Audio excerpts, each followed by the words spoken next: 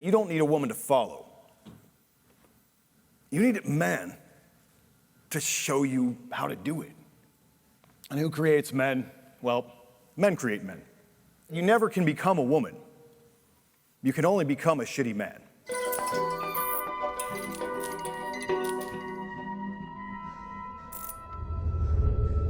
Men all over the world are in a state of confusion. If you look closely, you can see this everywhere. There was a time when it was Luke Skywalker who saved the universe. Those days are gone. Today, it's Rey Skywalker who is the heroine. I cannot stand by while innocent lives are lost. Be careful, Diana. The growing number of female superheroines like Wonder Woman is no coincidence. It represents the socio-economic rise of women and the struggle of modern men. Saw that in all 56 of the largest developed nations, boys were falling behind girls in every academic subject, especially in reading and writing. The movie Red 2 even presents us with a middle-aged action heroine, Victoria. I never heard of you. Well, you've heard of me now. In these movies, men are outstripped by women left, right, and center, and the gap is widening. Post-industrial economy doesn't care how big you are or how strong you are. It's just that the post-industrial economy happens to play to women's strengths. Traditional role patterns are being broken. Hi, honey. How was your day at work? The traditional image of manliness is under pressure, leaving some men to search for answers in the manosphere, an online movement for men that originated in America. Why are most of you here today? You're here because you want to be better men. What's wrong with modern men? How did we get here? And what are the consequences for finding a relationship?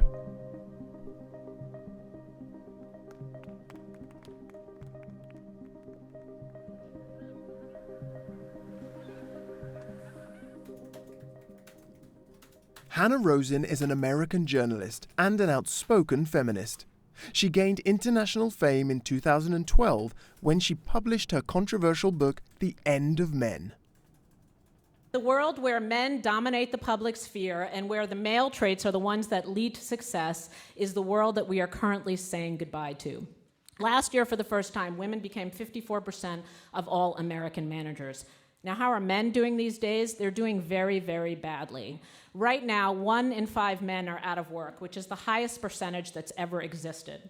I was running a women's site for a different magazine at the time, and it really was a data thing. I just noticed data were coming in, and this was during the 2009 recession, that were unusual. So you would get data like, there are more women managers than men for the first time, or women in their 20s across everywhere in the US are making more money than men in their 20s. And it seemed like an accumulation of data, which was not the usual thing, which is like progress for women moving forward, but a new thing, which was a flip upside down. So I suddenly just like put a piece together here, a piece together there, and I put the whole picture together and I thought, oh wow, something pretty different is happening. It's not just the usual march forward.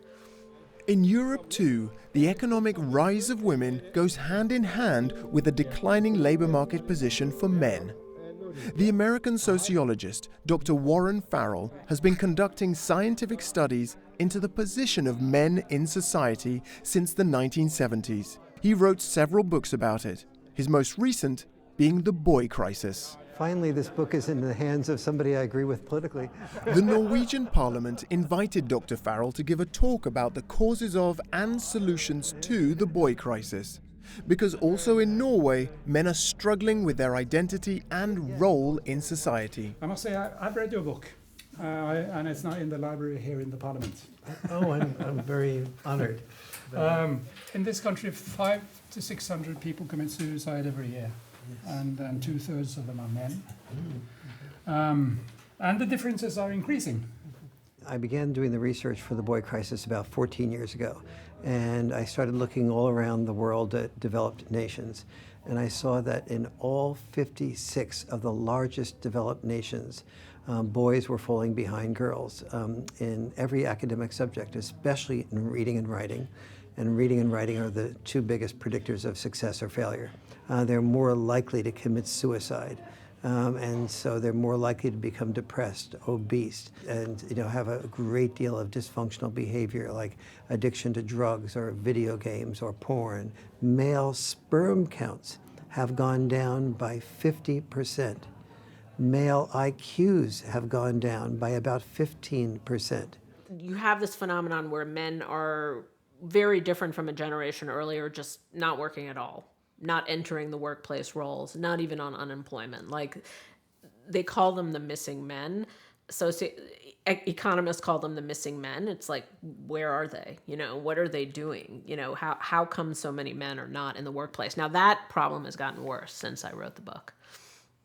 When I looked at the 56 countries that were having problems with boys, that were part of the boy crisis, they had two things in common. One is that they were the developed nations. The developed nations allowed for two things. One, increased amounts of permission for divorce. And the other is for women to be able to have children without being married. And so now people said, well, don't we want women to have freedom of choice?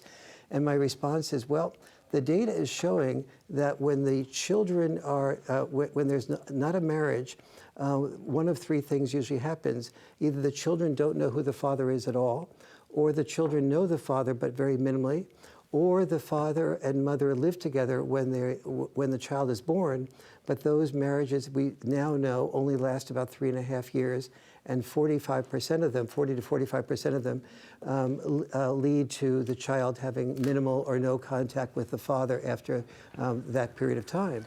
And so I found that the boy crisis resides where dads do not reside. If that's helpful. The need for male role models leads many men to the internet, where they can find an entire ecosystem of YouTube channels, forums, blogs, and sites. In this so-called manosphere, we see a proliferation of men trying to fill the father vacuum, each in their own way. Among them, Canadian professor Jordan Peterson is probably the best known. Women know what they have to do.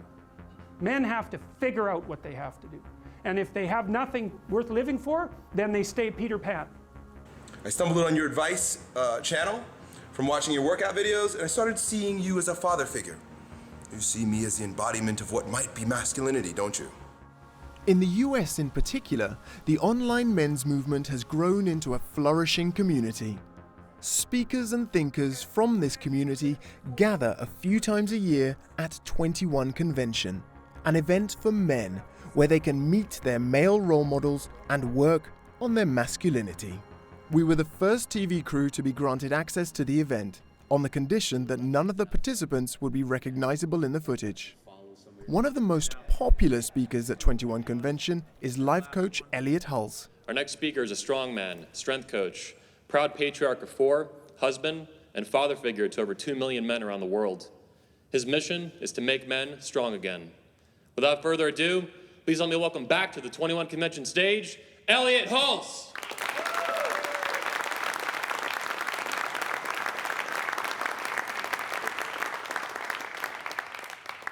Good morning, man. Thank you.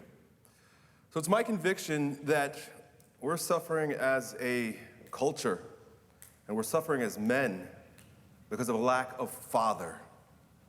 There are people who comment online sometimes and they'll say things like, why do you need to learn how to be a man? Or any man that needs to learn how to be a man from another man is somehow wrong or deformed or demented. What they lack is the understanding that men have always looked up to other men to show us how to be men, what was expected of men. Start with it like this. Think about holding a child out of the water. Yeah. I train young men, baseball players, football players, athletes in my gym, lifting barbells and doing things. But at the end of the workouts, there was always, hey, Elliot, what do you think about this? Hey, coach, what do you think about what's happening with my girlfriend? Or, hey, coach, what do you think about my parents or school? So I always enjoyed having those conversations with them, and they enjoyed getting feedback from me. Good. You played hockey too, right? Yeah, I played hockey. You want to dominate your sport, you want to dominate your activity, your vocation. Stronger men do it better, do everything better. Knock somebody on their ass. Right. You know what, like... Men must compete. Exactly. I really believe that. Yeah. We must have something to achieve, something to reach for, someone to overcome, some height to reach. Otherwise, we're just messing around, we're jerking off, we're playing with ourselves. There always has to be a hierarchy. Yeah. In this egalitarian world where everybody wants to be equal, or they want to say we're all equal, gives no impetus for men to strive. They don't have someone else at home to ask. They don't have a man at home, a father at home, an uncle at home, or other strong men to get feedback or mirroring from. So when they saw me on YouTube, I looked like a guy that maybe had some answers for them. What's up, guys? We got a question from one of our buddies here who says he wants to know how to become more alpha. So we got a really good question from our buddy Adrian. He's 22 years old, and he grew up with a father who was really hard on him. A post-industrial economy doesn't care how big you are or how strong you are or what your technical skills are. So even jobs that we don't think of as intellectual jobs or creative jobs, like a policeman needs a college degree. There's just a lot of computer entry and data analysis you have to do as a policeman that you didn't have to do in the last generation. So it's just better if you have a college degree. It's just like the world has gotten more complicated and sophisticated and driven by information. And so if you can make it through college, you're in better shape. And women have an easier time making it through college. So one could say that this post-industrial economy is better suited for women. Yeah, and nobody like designed it that way. It's just that the post-industrial economy happens to play to women's strengths. And again, it's not because women are smarter than men. They're not smarter than men. It's just that they are more flexible. They have an easier time getting through school, sitting through degrees. I mean, a perfect example is one I write about in my book is pharmaceutical degrees. You didn't used to have to go to school for 6 years to be a pharmacist. Now you have to go to school for 6 years. And so that's a lot of patience, and that's a long time not earning a lot of money, and women have an easier time making it through those 6 years than men do. So that used to be a totally male profession, and it's now a very largely female profession. The loss of the role as breadwinner has left some men groping in the dark for their new identity. The old role patterns may have become untenable, but at least they offered clarity. You can do whatever you want to do until your mom gets here. And then you got homework. We have very clear standards. We have very clear expectations. We have very clear roles. Like, it doesn't matter what roles you choose, but if you choose those roles, you can choose to be happy in them, but then stick to your roles. For us, you know, I love being the homemaker. I love being the mother. I love supporting him in his business. Yeah. Some women don't want that. You feel comfortable with the role? I love my role. Yeah. But some women would not be happy doing that.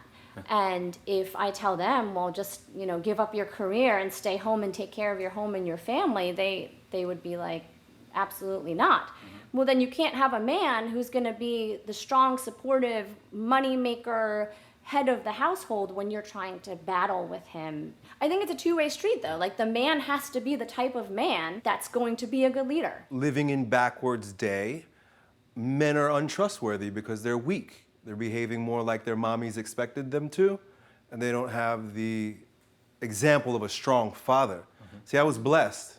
I have example of a strong father, so I know what to do. I know how to be. I know what's expected. I understand devotion. I understand responsibility because I saw it growing up. So there are a lot of men that are walking around with penises, but they have the mind of a woman. They have the mind of their mother. And they don't know how to fix it because they've got all this, a lot of tangled web with their mother that when unresolved gets transferred onto their wife or to their girlfriend. Then they start seeking validation and nourishment and neediness from women. Women don't want a weak man. We all want power. Women may act like they want a man they can control. It's just normal and natural. They want to control him. But when they find that they can control him and manipulate him, they realize he's useless. What do I need him for? He just becomes a cat's paw. Women that have weak men, they resent them. Mm-hmm. When they know that they can control their man and manipulate their man, they know other people can control and manipulate their man. And that is a complete turnoff. If you can't stomach being disliked, by your family, by the people in the streets, by anyone, you can't be a man. A leader in the home is not a nice guy. What men have been doing, a culture of men throughout history, and we've been raising men up. We've been saying, this is the guy. This is a great man. This is what a great man looks like. This is what a great man does. And that's the culture that you get if you have a heroic culture, if you have an idealized masculinity. Like, this is the goal. And if you don't have that, you have this. That's where that leads. You know, it's just, and the thing about, as I said, you never can become a woman. You can only become a shitty man. Many of the boys and men who visit 21 Convention ended up in the manosphere after finding themselves on the edges of the dating scene for various reasons. Could you tell us how did you find out about the 21 Convention? Ultimately, it was just like a bad breakup that I had previously, and so I was just looking for answers on Google, and one thing led to another, and I found out about this. My initial Google search was on what it is that women want, pretty much, and so it led me down a rabbit hole. Yeah. Yeah. And obviously, the way your relationship ended left you with a lot of questions. Yes, because I had initially thought that I was doing everything right. I was, but in the end I ended up supplicating to the woman, right? And so I was putting myself down to try to do whatever I can to please her, but really she wanted me to make the decisions, right? Like for something as simple as where to go out to eat, But it added on and snowballed to the point where she got sick and tired of me. One of the main things that stuck out to me that I'll always remember is that she had said that I had no backbone, that I didn't, I didn't stand up for myself. Yeah. Did that hurt your feelings? Yeah, of course it did. It really cut me for sure. In order to increase their chances of finding a relationship and of understanding what women really want, they look for answers in online communities. All right, guys, we're live. Welcome to a very special episode. Today I'm gonna just sort of take your calls. You guys are gonna be the stars of this one today. Well, how are you, sir? Good. How are you, man? So let's start at the beginning here. How did you find me? Originally I was trying to get my ex back. We were together for a long time, and we broke up. Couldn't understand why, because I did everything that she wanted. I found you one trying to get your ex back. One of the books that they recommended was The Rational Male. When the breakup happened and I was going on the road to self-improvement, I basically cut off everything. Online coach Rollo Tomasi is called the godfather of the red pill community. This subculture in the men's movement explores what he calls the intersexual dynamics between men and women. My ex-girlfriend cheated on me. His book, The Rational Male, is a standard book in this community.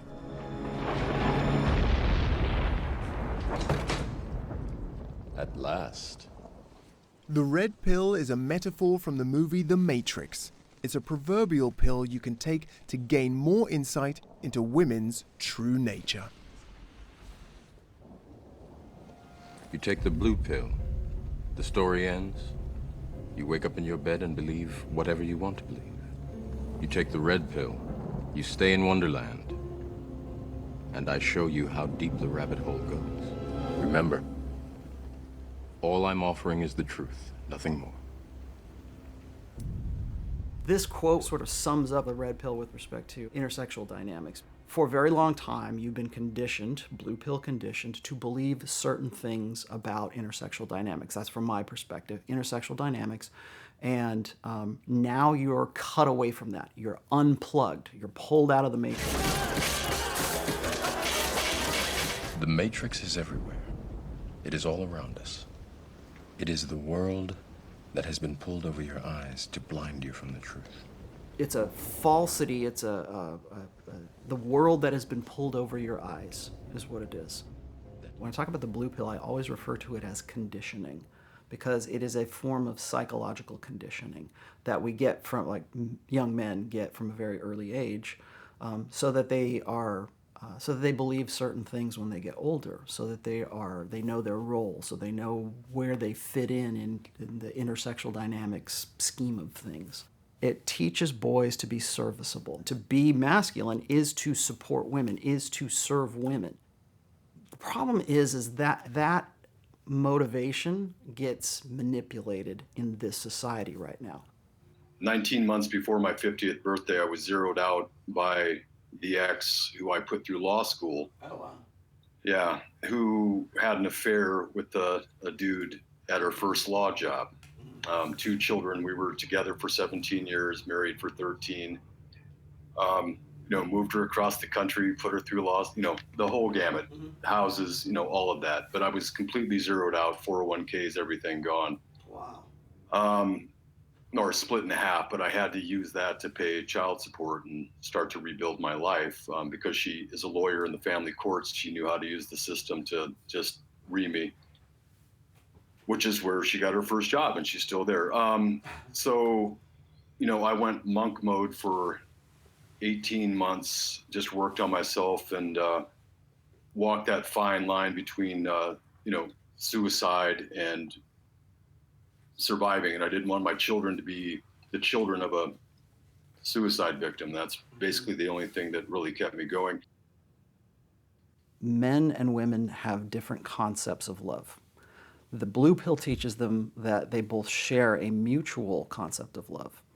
And they teach them that each one of their individual concepts of love is actually the way that the other one thinks about it. So for example, men, as we were saying before, men tend to be more idealistic. So their concept of love tends to be more about idealism. So love should matter for the sake of love. It's what's on the inside that counts. For women, it's based on opportunism. And I know that sounds negative, but that's the best way that I can put it, because when women invest themselves emotionally in a man, there are a list of criteria that guy has to achieve, or has to at least knock off a few of those from the list before she will allow herself to become emotionally invested in that guy. Man likes to believe that he's loved for who he is. For who he is, not what he is. And that's a good distinction. So they believe that when they fall in love, there's some magic to it.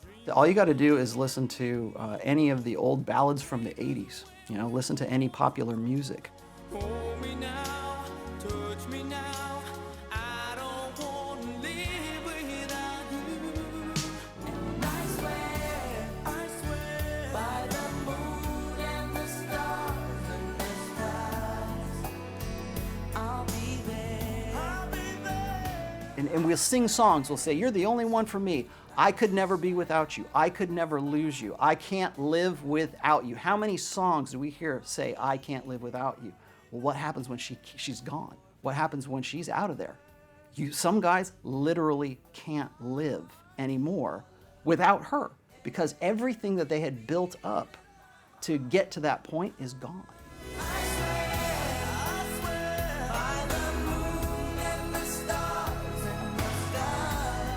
I got zeroed out not once, but 2 times. I lost my woman and my kids when I was in my 20s. Finally got over that hump, which was very difficult. Happened again in my 30s with my new woman and my 2 kids. 30s was actually a divorce. I was literally just done for. I was really gonna take my motorcycle and ram it into a wall as fast as I can. A friend of mine— We have come forward in our society right now to a point where women no longer need the guy who is the provider. They don't need the good dad anymore. Women are still looking for the fun, hot guy, but they don't need the beta guy as much. They don't need the blue pill beta guy as much anymore. The guy who has, like all those guys were saying, invested himself in qualifying for her, invested himself in getting a good job, starting his own business, going through the military, being good to his mother. All of those things don't matter if she can take care of that herself. So what is left? If Beta Bucks is taken care of, or more or less, relatively speaking, is more or less taken care of, what's left? Alpha Seed, Alpha Fucks. If you are a strong man explicitly, then women will implicitly want to follow your lead. If you're not that way, then you will struggle to have to tell women what to do, and women will always resent that. The women here feel entitled. There's more of an entitlement factor. You know, the internet allows them to have access to men much quicker than ever before. And if something doesn't go right, they easily replace you. They have more options than ever before. They just have it in the palm of their hand with a phone. But men as well, one could say. Well, I wouldn't say as much men. Women are the primary selectors on these things. Mm-hmm. You know, they're looking for the top men. A lot of these things don't work for 80% of the guys. And when it comes to girls and women, do you find it complicated or difficult to approach? Yeah.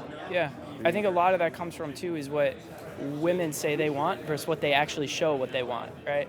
And I think I can have a conversation with a woman and she will say what she wants, but then completely go after a different type of guy. Man, you see these men these days and it's like they're these candy bars that women can take whenever they want to. And you gotta look good, you gotta be this, attractive candy man. Yeah. And then you can be all right. But if you're not that, then you're screwed in life. That's like... Women who have never been married and never have children out-earn men by 17%. But females still want men if they're having children. Once a woman desires to become a mother, she usually searches for a man who's earning at least as much or more than she will be earning, and that will give her the option of raising children, raising money, or doing some combination of both. And so the men who are not in a position to be earning as much or more become ineligible and rejected by women. And women often look at the world and they say, gee, there aren't a lot of men like that, so I might as well raise a child by myself. But we didn't do the encouragement of males to feel valued by women if they earned less and were more interested in being home full time. Much of the time, when a man is home taking care of the children, oftentimes the woman loses respect for him because he's not earning enough money. And so the marriage falls apart. And so we're deeply hurting women by not helping women understand that men have a number of possible roles just like they have. They can do raising money, raising children, or doing some combination of both. And so that's been a real challenge. There's this idea that we've evolved above this and we can make these choices, and that men should be able to be stay-at-home dads. Men should be able to fulfill traditionally, conventionally feminine roles. Wouldn't that be great if we did that? Yeah, but do men have that natural proclivity? So what you are saying is that we will never be able, as a society, to socialize women to accept men as like a full-time dad, for example. No, not fully, because there is a part of our base natures, part of our evolved mental firmware that pushes us in one way. I remember at the time I wrote this book, somebody asked me the question, okay, so let's say your husband decided to stay home with your children. Like, he just came home one day and was like, honey, I'm staying home with the children. You go off and work. Have a good time. It's too stressful. Now, I'm not asking if you would be intellectually fine with that or economically fine with that. Would you want to still sleep with him? Would you still be attracted to him? And at the time, it gave me like a huge pause. I don't actually feel that way now, but it's like a big adjustment. You know, like we think of it as kind of primal in some way. And I think it just takes a lot of years before people adjust to that. There's a natural part to us that says, you know what, being a stay-at-home dad, it might be fun and I might think that it's fulfilling, but my wife still wants to bang the guy that she's in the CEO of the company because she's out making the money because she's the breadwinner and I'm at home, and she respects him all day long and has to answer to this guy all day long, and she comes back to me and I can't be the man of the house. I can't be the guy that she looks up to. Maybe they're right. Now I'm worried they're right. Because there has to be an explanation for why one doesn't shift and the other one does. And so now I have to think more about what is, about evolutionary biology. I just have to spend some time actually thinking about it and like what is actually true about it, you know? I went through a pretty shitty separation. You realize that you are literally erased from anyone's consideration.